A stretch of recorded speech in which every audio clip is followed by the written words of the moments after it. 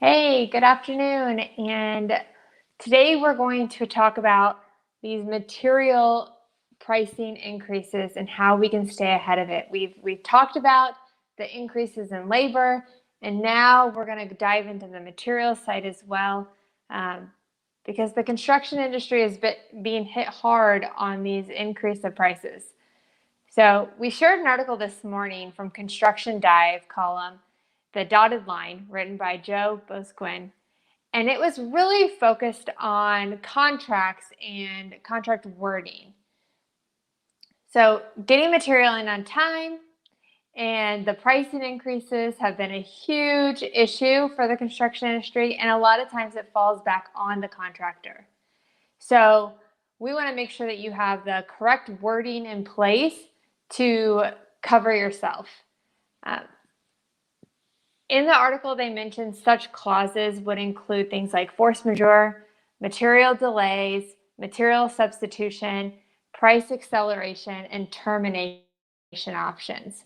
So make sure that you speak with your lawyer, go through your contracts that you currently have in place, and make sure that you have yourself covered with these clauses. One of the lawyers also mentioned in the article that she is also including escalation clauses for labor as well that would cover those increased labor rates.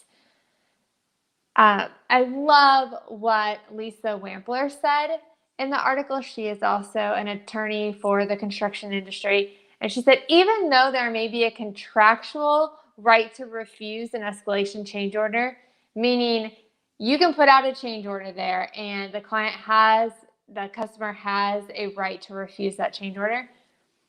So even though there may be a contractual right to refuse the escalation change order, the customer has to recognize that these material price increases can bankrupt a contractor, especially if they're flowing through to the subcontractor. She said, and that finding a replacement, another contractor that can procure the same material at lower prices, is highly unlikely. And I just love that she mentioned that, because that is so true.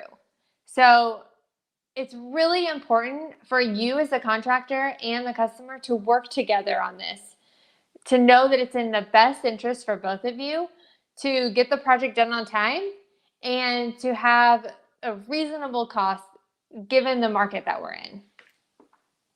So if you're a subcontractor, this applies to you as well. You want to make sure that you have these clauses in place with your contracts to the GC. And it would be good practice to go ahead and talk to the GC and make sure that they have these clauses in place with their customers. So during the project, you want to make sure that you have a good eye on all the costs coming into your project. You want to have an accurate WIP.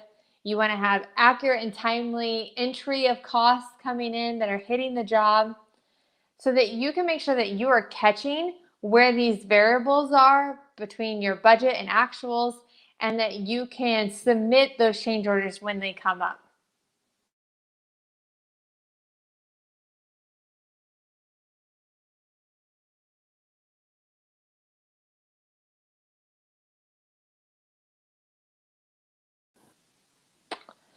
Sorry about that, got interrupted there. We have a webinar coming up in 1 week from today on October 7th. And we will be going through making sure that you have all the information you need to set up and close out 2021. Yes, we only have 3 months left of the year, and a lot of that is eaten up by holidays. So we want to make sure that you're prepared and ready to go to close out the year, and then dive into 2022 successfully. So if you don't have time for a webinar, don't hesitate to just reach out, schedule a time to chat with us. And thanks for watching Build What Lasts. I'm Jessica Krause, and I will talk to you soon.